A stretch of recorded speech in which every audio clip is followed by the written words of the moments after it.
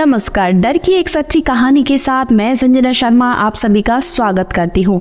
आज हम आपके लिए मध्य प्रदेश की सुनीता शर्मा जी ने हमें ये स्टोरी भेजी है। ये उनकी कहानी है जो एक हकीकत है। वो बताती हैं, ये बात है सन 1986 की, जब वो प्रेग्नेंट थी। पहले क्या था कि शौच के लिए लोग बाहर जाया करते थे। पहले घर में इतनी शौचालय की व्यवस्था नहीं थी। सुनीता शर्मा जी कहती हैं, जब वो 8 मंथ प्रेग्नेंट थी तो सुबह के 4 बजे सुनीता जी शौच के लिए बाहर जाती हैं। लेकिन जब वो बाहर जाती हैं तो वहाँ बैठी हुई थी तो पास में एक घूंघट वाली औरत जो बिल्कुल देखने में काली थी और उसने एक पीतल का लोटा हाथ में ले रखा था, वो उनसे थोड़ी सी दूरी पर जाकर बैठ जाती है। सुनीता जी उसको देखती हैं। सुनीता शर्मा उस औरत से पूछती हैं कि आप कौन हैं, मैंने आपको पहले कभी नहीं देखा। तो वो कुछ जवाब नहीं देती। तो सुनीता शर्मा जी मन में सोचती हैं कि अजीब है। वो इधर उधर देखने लगती हैं।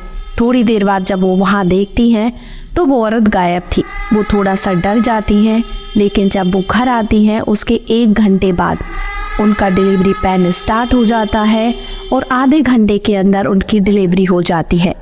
उन्हें एक प्यारा सा बच्चा होता है। लेकिन बच्चा जब होता है उसके बाद उनको ऐसा लगता है जैसे उसको किसी ने पकड़ के खींचा हो। और जब उनका बेटा हुआ तो वो बहुत रोने लगा। कम से कम वो 3-4 घंटे तक उनका जो बच्चा है चुप नहीं हुआ और सुनीता शर्मा जी को भी होश नहीं था। कुछ देर बाद उनका बेटा मर जाता है। जब वो उनके बेटे को देखती हैं तो उनका बेटा हरा और नीला पड़ा हुआ था, जैसे कि उसकी बॉडी से किसी ने ब्लड खींच लिया हो।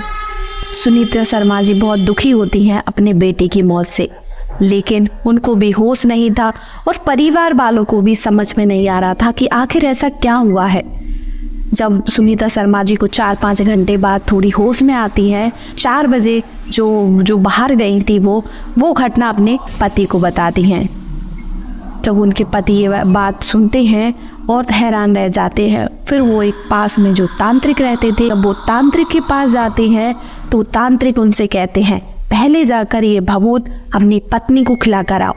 वो अपनी पत्नी के पास जाते हैं और उनको भभूत खिलाते हैं और वापस वो तांत्रिक के पास आते हैं। जैसे ही वो तांत्रिक के पास जाते हैं, तांत्रिक अपने सेवक के शरीर में उस आत्मा को बुलाते हैं। उससे पूछते हैं, क्या इस बच्चे को तुमने मारा है? तो वो कहती है, हाँ, मैंने इस बच्चे का खून पिया है और अगर तुम बीच में नहीं आते तो मैं इनकी पत्नी को भी मार देती। तुम्हारी मौत कैसे हुई थी? जब वो बताती है कि जब वो प्रेग्नेंट थी तो उसकी तबीयत बहुत ख़राब हो गई थी और बच्चे और उसकी दोनों की मौत हो गई थी और आज भी उसकी आत्मा उसी जगह भटकती रहती है। ये सारी बातें सुनते हैं। उसके बाद जो आत्मा है वो वहाँ से चली जाती है। सुनीता शर्मा के हस्बैंड जब वो घर आते हैं, मोहल्ले में पूछताछ करते हैं तो उनको पता चलता है कि 2-4 घर छोड़कर उस घर में उनकी बहन की डेथ हुई थी, इसलिए उसकी आत्मा आज तक भटकती है। उसके बाद अंकल जी वो वहाँ का घर छोड़ देते हैं।